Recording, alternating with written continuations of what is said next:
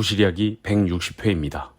주식을 가족 등 나 아닌 제3자에게 이체하는 일이 있습니다. 세법은 현금을 포함한 금융재산을 제3자에게 보내는 행위를 증여, 양도, 대여, 명의신탁 정도의 시각으로 바라봅니다.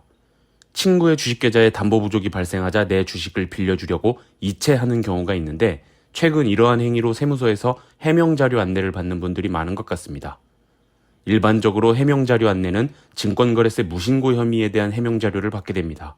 이분들은 무엇을 잘못했기에 세무서로부터 무섭게 이런 자료를 받게 됐을까요? 저는 NH투자증권을 이용하기에 보시는 캡처 화면 구성이 다를 테지만 어떤 증권사라도 주식을 타인에게 이체할 때 거래 구분을 선택하게 되어 있습니다.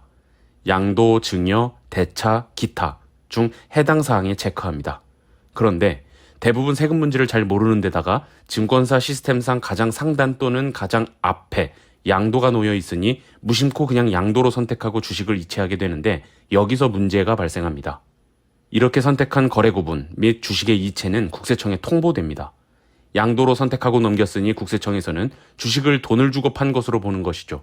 상장 주식을 장내가 아닌 제3자 간 장외에서 매매하면 양도소득세 신고는 물론이고 증권거래세도 직접 신고해줘야 하기에 해명자료 안내를 증권거래세 무신고 혐의로 받게 된 것입니다.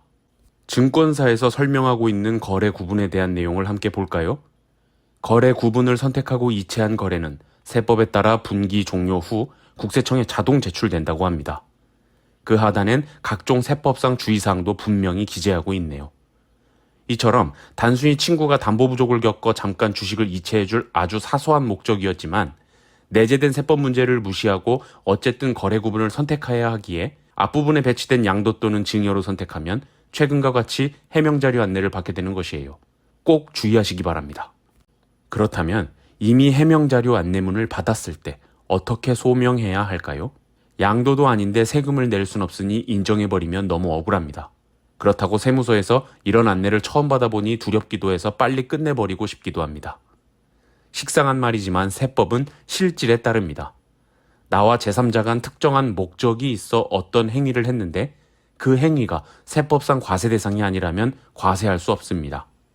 즉, 나는 친구에게 주식을 잠깐 빌려준 것이지 이를 돈 받고 파는 양도를 한 것도 아니고 공짜로 준 증여도 아닙니다.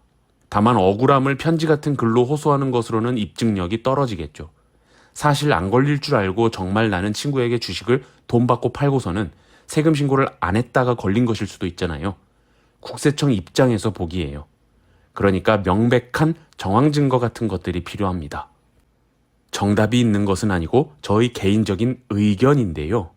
1. 소명서 같은 제목으로 내가 친구 계좌로 주식을 이체할 수밖에 없던 정황들을 논리적이지만 간단하게라도 작성하고 2. 친구 주식 계좌에 담보 부족이 있었다는 사실의 입증 3.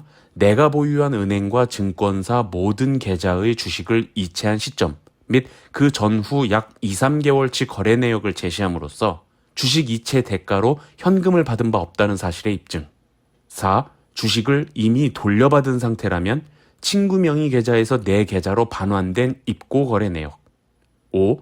주식을 아직 돌려받기 전이라면 첫째, 국세청에 소명을 하기 전에 돌려받은 다음 내 계좌에 입고된 거래를 증빙하거나 둘째, 친구가 아직 주식을 반환할 여력이 안 되는 경우에는 주식 대차 계약서라도 써서 소액의 이자를 주고받을 예정이었다는 사실관계를 글로 써서 제출하는 방식 정도로 소명을 하면 되지 않을까 싶습니다.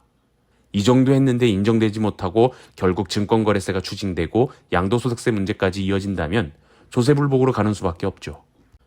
끝으로 앞으로 제3자에게 담보 부족 등의 사유로 주식을 이체하는 상황이 생길 땐 미리 어떻게 준비해야 하는가 짧게 보겠습니다.